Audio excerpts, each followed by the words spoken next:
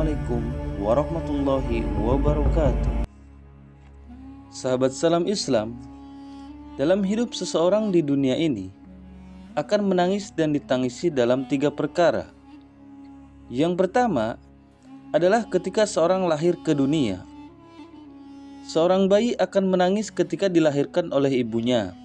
Bukan hanya sang bayi saja, seorang ibu yang melahirkan pun akan menangis karena proses melahirkan. Serta seorang ibu akan menangis bahagia ketika sang bayi lahir dalam keadaan menangis karena menandakan sehatnya bayi tersebut. Yang kedua, seorang akan menangis dan ditangisi ketika ia menikah.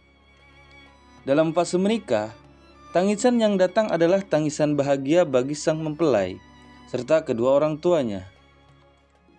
Dan yang ketiga, seorang akan menangis dan ditangisi ketika ajal datang. Jika seorang sudah dijemput oleh sang malaikat maut, itulah dari akhir semua pertemuan dengan keluarga dan kerabat semasa hidupnya. Tentunya, tangisan yang datang akan lebih banyak dari mereka yang masih belum menerima kepergiannya untuk selamanya. Sahabat salam Islam, dari 3 fase yang ditangisi tersebut, kita akan bahas fase yang kedua, yaitu fase menikah. Sahabat salam Islam, salah satu sunnah Nabi SAW adalah menikah. Bagi seorang muslim yang sudah dewasa serta mampu membina rumah tangga, maka hendaklah ia menikah. Akan tetapi, jika ia belum mampu membina rumah tangga, maka hendaklah ia memperbanyak puasa sunnah. Walaupun menikah termasuk ke dalam ibadah sunnah, Nabi SAW tidak akan mengakui sebagai golongannya jika seseorang yang telah berniat selama hidupnya tidak akan menikah dan berumah tangga. Hadis Anas bin Malik radhiyallahu anhu, dia berkata, ada 3 orang datang ke rumah istri-istri Nabi SAW, lalu bertanya tentang ibadah Nabi. Setelah diberitahu, seakan-akan mereka merasa hal itu masih sedikit bagi mereka. Mereka lalu berkata, ibadah kita tidak ada apa-apanya dibandingkan Nabi. Padahal dosa beliau yang telah lalu dan yang akan datang sudah diampuni. Seorang dari mereka berkata, sungguh aku akan sholat malam selama-lamanya. Kemudian yang lain berkata, kalau aku akan berpuasa sepanjang tahun dan tidak akan berbuka. Dan yang terakhir berkata, aku akan menjauhi wanita dan selamanya tidak akan menikah. Kemudian Rasulullah SAW datang menghampiri mereka dan bersabda, apakah kalian yang berkata begini dan begitu? Demi Allah, padahal aku orang yang paling takut kepada Allah Subhanahu wa taala di antara kalian dan bertakwa. Meskipun begitu, aku berpuasa dan aku pun berbuka. Aku sholat dan aku juga tidur. Dan aku menikahi wanita. Barang siapa yang membenci akan sunnahku, dia bukan golonganku. Hadis riwayat Bukhari, Kitabun Nikah.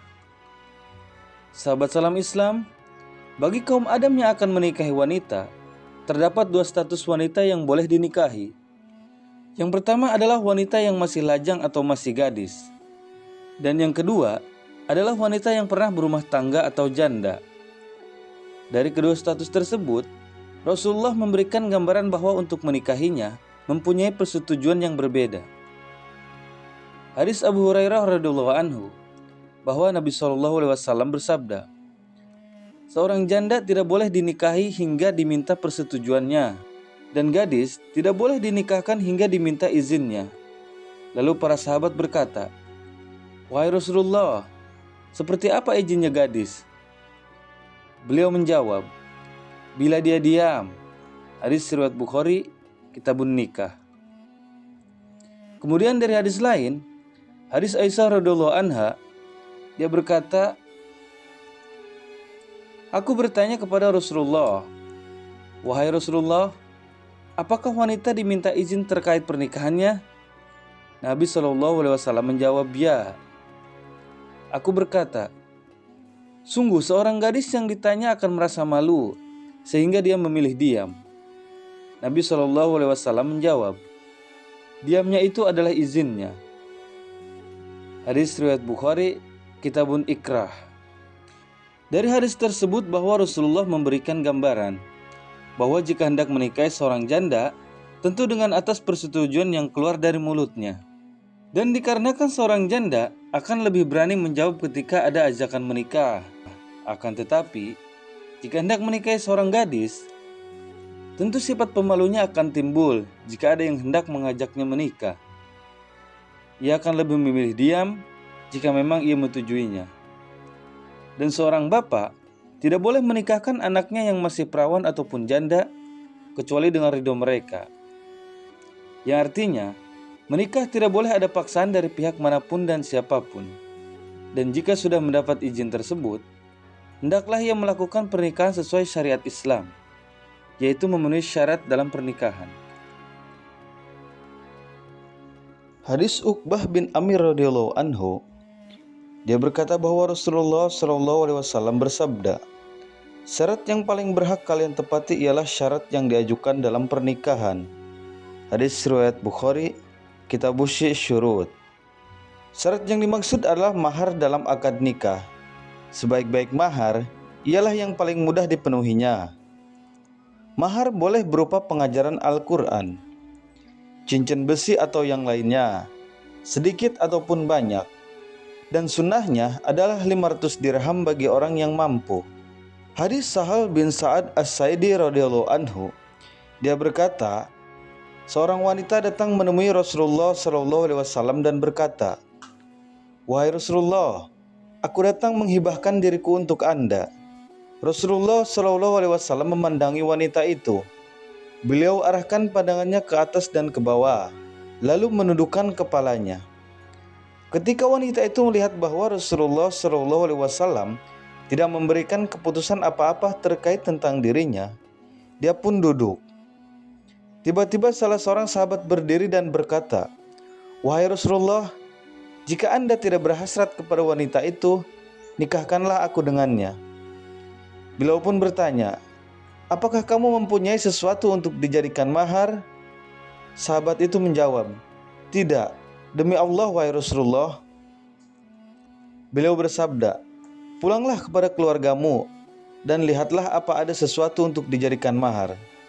Lelaki itu pun pergi dan kemudian kembali lagi seraya berkata, tidak, demi Allah wahai Rasulullah, aku tidak mempunyai apa-apa. Beliau bersabda, lihatlah lagi, meski yang ada hanya sebuah cincin dari besi.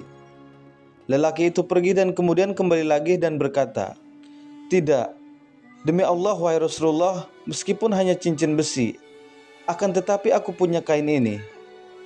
Sahal berkata, dia tidak memiliki kain kecuali setengah. Maka Rasulullah bersabda, apa yang kamu dapat lakukan dengan kain itu? Jika kamu memakainya, dia tidak akan dapat bagian. Dan jika dia memakainya, kamu tidak dapat bagian. Akhirnya lelaki itu duduk lama dan lalu beranjak. Ketika Rasulullah SAW melihatnya hendak pulang, beliau bertanya, kamu mempunyai hafalan Al-Quran? Dia menjawab, ya, surah ini, dan ini. Dia menyebutkan satu persatu. Nabi SAW bertanya, apa kamu menghafalnya dengan baik? Lelaki itu menjawab, ya. Akhirnya Nabi SAW bersabda, bawalah wanita itu, aku telah menikahkanmu dengannya, dengan mahar hafalan Al-Quranmu. Hadis Bukhari, Kitabun Nikah. Sahabat salam Islam, Rasulullah SAW selain meringankan mahar untuk menikah, Rasulullah juga memerintahkan mengadakan walimah ketika menikah, walaupun hanya sekedar menyembelih seekor kambing. Wassalamualaikum warahmatullahi wabarakatuh.